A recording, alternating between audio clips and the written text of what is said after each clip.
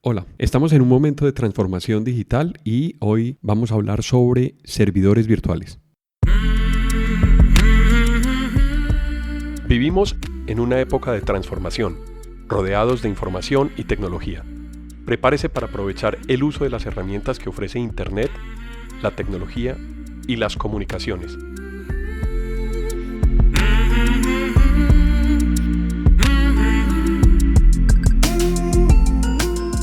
Conózcalas y aprenda cómo usarlas mejor. Bienvenidos.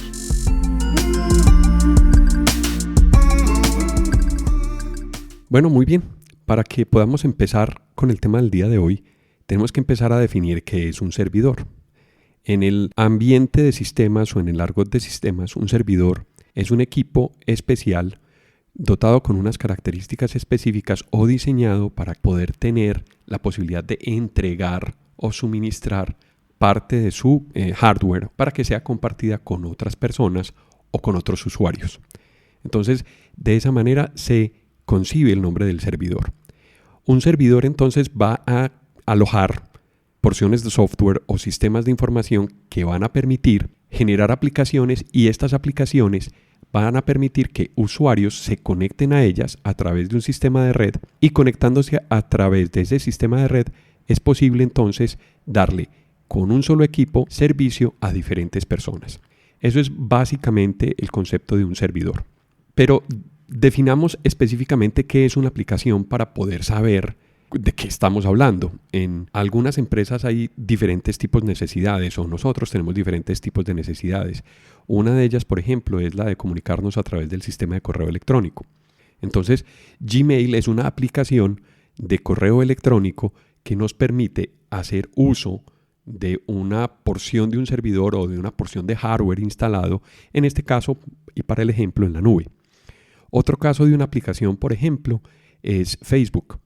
Para esta aplicación, entonces, se empieza a tener en cuenta el número de usuarios que van a usar esa aplicación o el número de usuarios que van a tener acceso a ese sistema de información. Es muy importante saber eso porque eso va a determinar el tamaño que se requiere para poder dimensionar un equipo, para poder instalar un equipo. Entonces, ese es otro ejemplo de aplicación. Otro ejemplo de aplicación puede ser Instagram, para seguir con la línea de redes sociales, o WhatsApp. Son aplicaciones que demandan infraestructura de sistemas o que demandan infraestructura de servidores para poder funcionar. Entonces, asimismo, las apps y todas las, digamos, el ecosistema de aplicaciones que está disponible en este momento funciona a través de servidores. Entonces, volviendo, digamos, a un ejemplo un poco más clásico, existen en las compañías necesidades como, por ejemplo, instalar un sistema contable que le permita a las empresas llevar su contabilidad, y este sistema debe ser administrado o será, digamos que, alimentado de información, alimentado de datos por diferentes personas. De esa manera, entonces, yo necesito un servidor y necesito una aplicación y además una red para que toda esta información pueda fluir a través de esos cables y esas comunicaciones hacia el servidor. Pero vemos entonces que los servidores existen hace mucho tiempo. ¿Qué pasa entonces con esa evolución de la tecnología y por qué hablamos hoy de servidores virtuales? Vamos a hablar de algunos antecedentes que eran muy importantes tener en cuenta en su momento para poder determinar qué se hacía con la infraestructura. Resulta que esos servidores que estaban destinados a aplicaciones como las de correo electrónico, las de servidores de archivos para compartir archivos por varias personas, como por ejemplo servidores contables, utilizaban solamente una parte del hardware, es decir, no se utilizaba completamente la capacidad de procesamiento o de almacenamiento de datos. Entonces, nos dimos cuenta que se empezaba a desperdiciar entre un 80 y un 60% por lo general en distintas aplicaciones. Eso requería muchísima tecnología porque muchas veces las aplicaciones, si se van instalando en un mismo servidor físico, no es posible soportar dos aplicaciones de diferente naturaleza. Por ejemplo, yo no podría soportar el correo electrónico igualmente que en el mismo servidor se estuviera corriendo una base de datos o se estuviera corriendo el software de una compañía, como el de compra de tiquetes aéreos. En el momento de hacer mantenimiento, esos dos sistemas, si bien se necesitan los dos, se debería seleccionar un tiempo de indisponibilidad para hacerle mantenimiento a una de las aplicaciones. Entonces, si era necesario actualizar una aplicación, tanto la aplicación de correo se veía afectada como la de compra de etiquetes. Entonces era una dificultad latente que no se podía atender. Entonces se separaban las aplicaciones en diferentes servidores. Por tanto, si esas aplicaciones solamente consumían un 20, 25, 30% de la capacidad de esa máquina física, de ese hardware, ¿qué pasaba con el hardware restante? Se desaprovechaba. No se utilizaba correctamente y no se le aprovechaba al máximo esa capacidad. Entonces, diferentes compañías empezaron a hacer foco en desarrollos de software que permitieran la virtualización de esos sistemas operativos. ¿A qué conclusión se llegó? Si de pronto yo puedo virtualizar un sistema operativo, es decir, el sistema de información donde se puede instalar la aplicación y donde corre la aplicación de correo electrónico, yo puedo virtualizarla y dejarla en el mismo servidor ocupando el 20% de la capacidad de procesamiento. Pero puedo abrir un espacio virtual para instalar un segundo servidor con ese mismo sistema operativo o con un sistema operativo diferente, de tal manera que yo pudiera instalar otra aplicación. Por tanto, ya en un servidor puedo tener dos servidores virtuales instalados y ejecutándose en la misma máquina. Esto pasa cuando se crea la virtualización de un sistema operativo. El software que se encarga de manejar la relación de hardware y de consumo de todos los recursos de infraestructura, como lo son memoria RAM, capacidad de procesamiento o CPU, capacidad de almacenamiento o de disco duro y capacidad de red, ese componente de software se conoce como un hipervisor. El hipervisor entonces es el sistema base que permite que, instalándose esa aplicación en un servidor, permita crear la plataforma virtual para que se instalen nuevos servidores, en este caso virtuales. Entonces, eso ocurre básicamente en el año 1990 con VMware, cuando nace esa compañía, pero el sistema operativo madura y es posible utilizarlo en Colombia más o menos en marzo del 2009, que aparece la versión 3.5 de su hipervisor, que en este caso es el ESX, que es el nombre del hipervisor de VMware, que es una compañía que produce software para virtualización. Posteriormente, aparece Hyper-V como competencia, pero no son los únicos hipervisores que existen en el mercado. Es decir, podemos encontrar diferentes tipos de hipervisores con diferentes líneas y filosofías de trabajo en el mercado.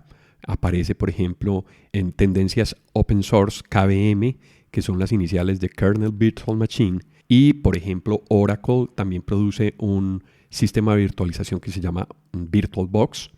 Ya mencioné dos anteriormente, que son VMware y Hyper-V. VMware genera o crea el ESX, que así se llama el hipervisor, y Hyper-V es el nombre del hipervisor de Microsoft. Entonces ya Windows implementaba un hipervisor en los servidores de Windows Server y se conoce bajo el nombre Hyper-V. Pero hay otros más, es decir, hay otras versiones de SX, como por ejemplo SXI. El sistema hipervisor SXI es el hipervisor gratuito de VMware. ¿Qué significa eso? Que sea gratuito. Significa que si yo quiero instalar el sistema hipervisor para hacer una prueba en una máquina real, en un hardware, y solamente tengo o voy a utilizar una máquina, entonces es posible hacer la instalación gratuitamente de ese hipervisor y la licencia sería la de ESXi para poder probar los componentes y el funcionamiento del hipervisor. Esto es muy importante porque le permite a uno tener todas las funcionalidades o la mayoría de las funcionalidades y probar cómo opera, cómo funciona y cómo maneja sus máquinas virtuales. ¿Por qué lo permite hacer gratuitamente? Porque hoy en día la posibilidad de virtualización permite que no solamente tenga un solo servidor en varios servidores en una máquina física, sino que yo pueda distribuir esas máquinas virtuales, que son las que corren a través del hipervisor, en diferentes servidores, en diferentes máquinas físicas. Ese conjunto de máquinas físicas que permiten crear la plataforma en donde se puede mover y saltar de un hardware a otro en la máquina virtual se llama clúster. Un clúster es un sistema de información interconectando diferentes hardwares, diferentes máquinas para que se vean como si fuese una sola. De tal manera que sobre el hipervisor y sobre los sistemas de administración o los orquestadores, que es como ya se conocen los sistemas de información que permiten administrar y darle mantenimiento a esas máquinas virtuales que están corriendo en ese hardware, me permite ubicar la ejecución de una máquina virtual en una máquina física o en otra.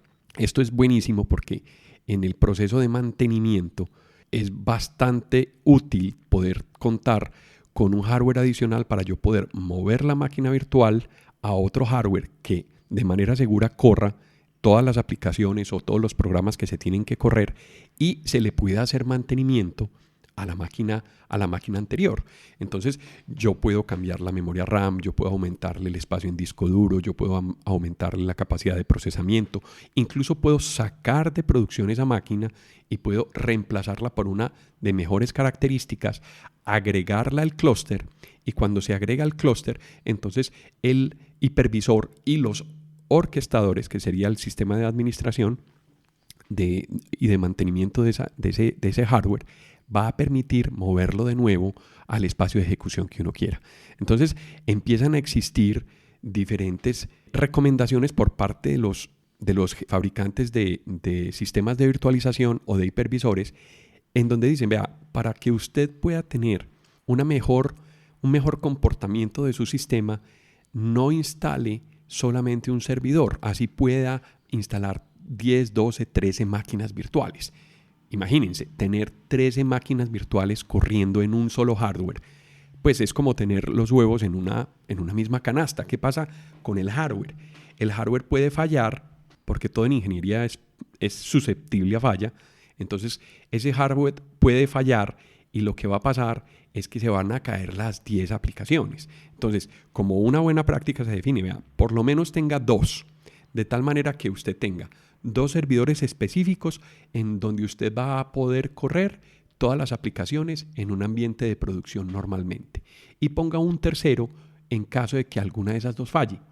De tal manera que si falla, ese sistema de información va a permitir que automáticamente se mueva la información, la aplicación completa o el servidor virtual o la máquina virtual de un hardware físico a otro hardware físico, y usted tenga tiempo sin ningún problema de sostener una segunda falla en caso de que ocurra en los otros 2 servidores. Entonces usted va a poder, digamos que, repartir la capacidad entre las 2 máquinas.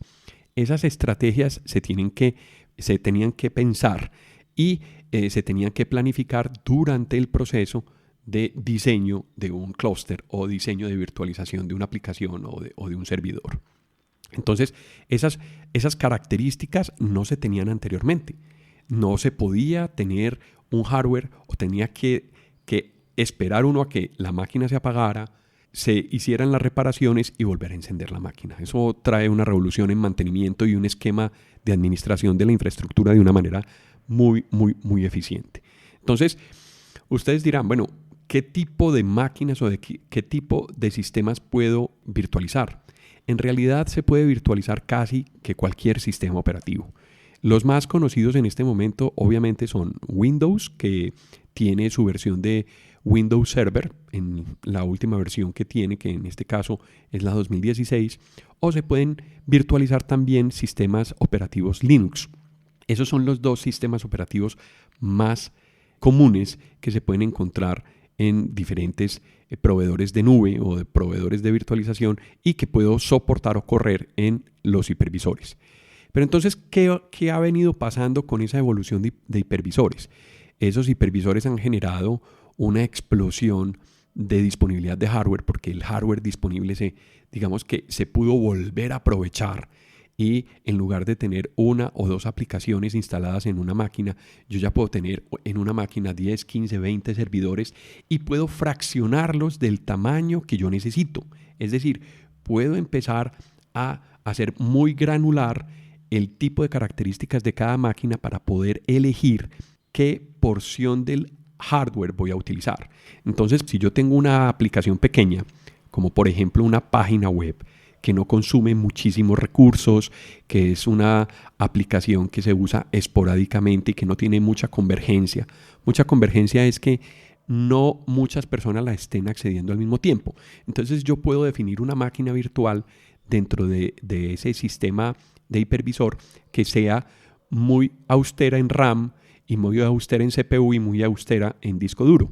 De tal manera que yo puedo generar micro máquinas o máquinas demasiado pequeñas y que puedo ir ajustando a medida que voy yo necesitando o que se me va presentando la necesidad. Entonces, yo puedo iniciar con un servidor virtual para una página web, por ejemplo, en donde empiece muy pequeñito y a medida que vaya evolucionando esa aplicación y más personas se vayan conectando a esa aplicación, entonces yo puedo hacer ventanas de mantenimiento o inclusive copiar la máquina, clonarla en una máquina de mayor capacidad. Entonces yo puedo clonar ese sistema de sitios web y en lugar de clonarlo a una máquina igual de 2 GB de RAM, la puedo subir a 4 GB de RAM. Entonces ya tengo las dos máquinas simultáneamente, simplemente apago una y le cambio las direcciones para acceder a la máquina nueva, y lo que logré fue en un tiempo muy corto de indisponibilidad cambiar las características de un hardware.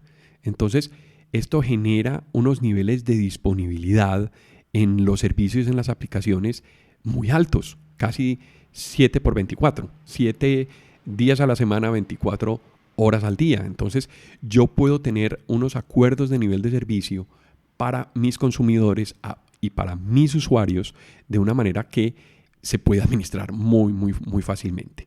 Entonces, ¿cuáles aplicaciones o cómo puedo operar esos servidores? Esos servidores van a empezarme a ofrecer entonces unas mejoras en la infraestructura. Va a ser mucho más barato aprovisionar el hardware para cubrir una aplicación o para cubrir varias aplicaciones, o inclusive yo puedo reservar un espacio de crecimiento para poder hacerlo más eficientemente y solamente utilizar lo que yo necesito. Puedo tener entonces ahorros de energía. ¿Por qué ahorros de energía? Porque si yo en un solo hardware que consume, digamos, por ejemplo, 1000 vatios de potencia, que sería un servidor mediano, yo necesitaba antes 3 o 4 de esos para poner 3 o 4 aplicaciones. Entonces yo estaría necesitando ahí 5000 vatios para poder generar la posibilidad de publicar las 5 aplicaciones. En este caso, si yo hago una consolidación de esas aplicaciones y las instalo en servidores virtuales distintos, pero en la misma máquina, entonces yo puedo bajar de 5 servidores a 3 y de esa manera entonces estoy teniendo ahorros de energía. Si estoy teniendo menos máquinas, si estoy teniendo menos discos duros, estoy teniendo menos posibilidad de fallas. ¿Qué significa eso? Que si tengo menos posibilidad de fallas, tengo más tiempo al aire, más tiempo disponible en las aplicaciones, tengo menor tiempo de downtime en la ejecución de las aplicaciones o en la ejecución de los mantenimientos de las aplicaciones, y de esa manera puedo tener un sistema corriendo mucho más eficiente. El mantenimiento también se facilita. ¿Por qué? Porque si yo tengo que buscar un error en una máquina y si yo en realidad de eso adopto una estrategia diferente, como por ejemplo administrar una máquina y decir, vea, yo voy a instalar una máquina con unas características de configuración específicas que yo ya sé que me funcionan y que puedo definir como una instalación de línea base. Esa instalación puede estar susceptible a, digamos, que degradarse, pero si yo tengo una máquina réplica exactamente igual, lo que va a pasar es que yo tengo una máquina de repuesto, una máquina disponible para que en caso de que esa máquina falle, entre la otra a reemplazarla. Entonces yo puedo tener, en algunos casos para las aplicaciones es posible hacer eso. Es posible tener máquinas de contingencia para poder inclusive distribuir la carga y pueda ser consumida por las personas en diferentes servidores. Entonces yo puedo tener un servidor de páginas web que tiene mucha demanda y, por ejemplo, si 100 usuarios están accediendo al tiempo, yo puedo poner 2 servidores de tal manera que los 2 servidores atiendan a esos 100 usuarios, lo cual significaría que yo tengo cada máquina virtual con el 50% de los usuarios, es decir, 50 usuarios en una máquina virtual y 50 usuarios en otra máquina virtual. Esas son las posibilidades que se abren en el tema de administración y mantenimiento cuando ya es necesario, se ve necesario soportar las aplicaciones. Viene un paso muy importante en el proceso de virtualización y es la aparición de la nube. Cuando aparece la nube, ya los servidores virtuales que estaban corriendo físicamente en las compañías, se les abre la posibilidad de poder llevarse o migrar esos servidores a que ocupen espacios de ejecución en la nube. Entonces empiezan a aparecer fenómenos de servicios en la nube. Yo puedo contratar servicios en la nube, pues inicialmente aparecieron algunos tipos de servicio que eran, por ejemplo, de almacenamiento. Una aplicación muy común es Dropbox. Es decir, yo ya podía guardar mis archivos localmente en un computador y después de instalar la aplicación Dropbox, lo que hacía que me definía una carpeta de tal manera que esa carpeta se generara una copia en un lugar de un centro de datos distinto al local, a la máquina local. Entonces empiezan a aparecer esos conceptos de nube y empiezan a conformarse diferentes tipos de servicio. En este caso estamos hablando de almacenamiento, con posibilidades increíbles. Es decir, yo podría compartir esa carpeta y permitirle el acceso a otra persona para que en equipo se pueda trabajar un proyecto o se pueda trabajar la información de un proyecto separada por carpetas. Entonces, ese es un proceso, digamos que de virtualización de una aplicación, que en este caso sería una aplicación de almacenamiento que tiene una réplica en la máquina y tiene una réplica exacta en la nube. Esa posibilidad de poder tener capacidad de almacenamiento también permitió tener capacidad de procesamiento. Entonces, ya hay servicios, ya hay muchos operadores en la nube en donde yo puedo tener un servidor y sobre ese servidor no correrlo localmente en un hardware que puede estar o no virtualizado, sino que puedo llevarme esa información y puedo instalarla en un servidor en la nube. Si yo tengo internet y si yo tengo unas condiciones de seguridad y de diseño de aplicación, puedo utilizarla no solamente en mi oficina, sino en cualquier parte del mundo. Ese es el poder que tienen las máquinas virtuales, ese es el poder que permite explotar capacidad de cómputo y virtualización a medida que yo uso o necesito los sistemas. Entonces, de esa manera aparecen espacios y yo puedo comprar máquinas virtuales con unas características, por ejemplo, por uso. Es decir, yo solamente voy a utilizar una máquina virtual de unas características en RAM, en disco duro y en procesamiento, solamente lo que necesita mi aplicación. Entonces pago únicamente por eso. Si va creciendo la aplicación, simplemente le digo al operador de virtualización, vea, yo me quedé corto, el mismo proceso que vivía localmente, lo cambio y le digo, póngame a correr esa máquina en otro sistema de información más grande y más adecuado a las necesidades que tengo. Entonces, esas mejoras en servicio y esas mejoras en disponibilidad permiten presentar o permiten exponer aplicaciones de una manera muy eficiente. Entonces, básicamente esa es la historia de la virtualización. Ya llegamos a la nube y en otro espacio de transformación digital hablaremos entonces de servicios especializados, de servidores virtuales en la nube y de otras aplicaciones que podemos virtualizar. Hasta otro espacio de transformación digital.